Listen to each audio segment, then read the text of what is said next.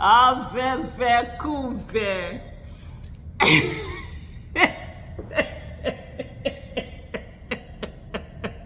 Oh my goodness. Let me sit down. Let me sit down and do this video. Okay, Aisha. Focus. So the headline it says Tinubu government, as far as I'm concerned, you know my stand, illegitimate government, hired us for rally to say no to protest, abandoned us later with no water, food or money. Pro APC campaigner.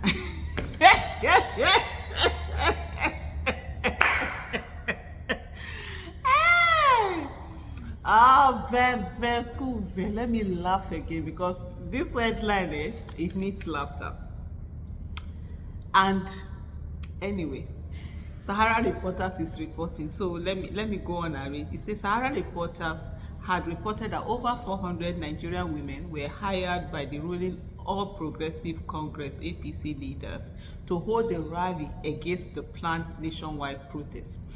So even before I even continue with the article, I've said this several times. So you want to do, you're saying no to protest, but you are protesting to say no. You're on the street, you're carrying banner the same way that no to protest people will carry banner on the street, and you're saying no to protest. But isn't that showing that protest is the way? Because otherwise you would have stayed in your house or even praying. After all, irresponsible governors have been telling citizens all over the place to continue to pray, because there is the height of irresponsibility for a governor to come out and tell his people that they should go and pray instead of solving the problem. Why then did they vote? Why did people go to go and vote for that particular person? Why didn't they stay at their houses and pray to God? Why did he enter office? Why didn't he leave all the affairs to God? Like I've always said, God will not do for us what he has given us the capacity for us to do for ourselves. But anyway, it is religion and it is God they always bring in and use. And so why these people are wondering, if you want to say no to protest and you want to show us not to protest and whatever, stay at home now, so that we will see that, oh, okay, you, whatever it is that you want, whatever message you wanted to pass, or whatever it is that you wanted happen, without protest, without being on the street, we will see that it happened. But you can't start the protest before the protest and you are telling people not to protest. But in other words, you are telling people to protest because you too, you are protesting, because you know that's the way to pass the message.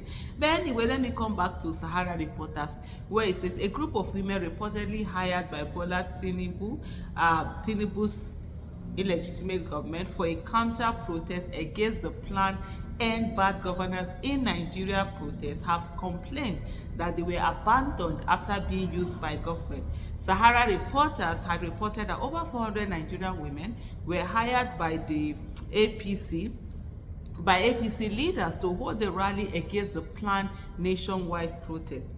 Sahara Reporters gathered that some influential women leaders in APC sent a circular to several non-governmental organizations, NGO in Abuja, asking them to mobilize 50 women each to Eagle Square, Abuja, to be given 50 kg bag of rice each as palliative. You see how they weaponize poverty, right?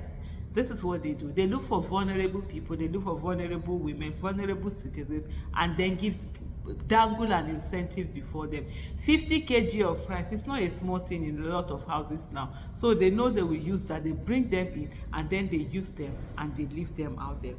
However, after over 400 women were mobilized from various NGOs to Abuja, rather than get bags of rice as promised them, they were given banners saying, say no to protest. So even they say, oh my goodness, that means they even brought them in out of this is like in a fraudulent way. They didn't tell them this was what they were coming for. It just when you came and then you saw bad, they just gave them banners, and that's when you saw those pictures that they had and stuff like that. They said their pictures were taken to make it look like they were not for the planned nationwide protest against hardship. Thereafter, they were left with neither rice nor transport fare as promised. Wow.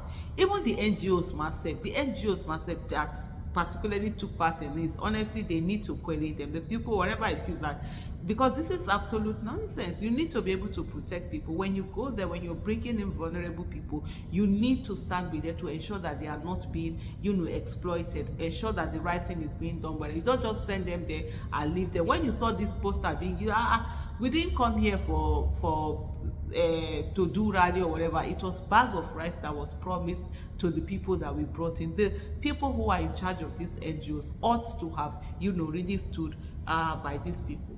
The circular sent to the NGOs on Friday and forwarded to Sahara reporters by a member of African Youth Union Commission, Esther Adela, and read, urgent, good day, distinguished young active citizens. Please, if you are in Abuja and can make your way to Eagle Square tomorrow, Saturday, 9 a.m. for palliative distribution by one of our partners, accompanied with transport logistics. We need 50 young women. Can you imagine?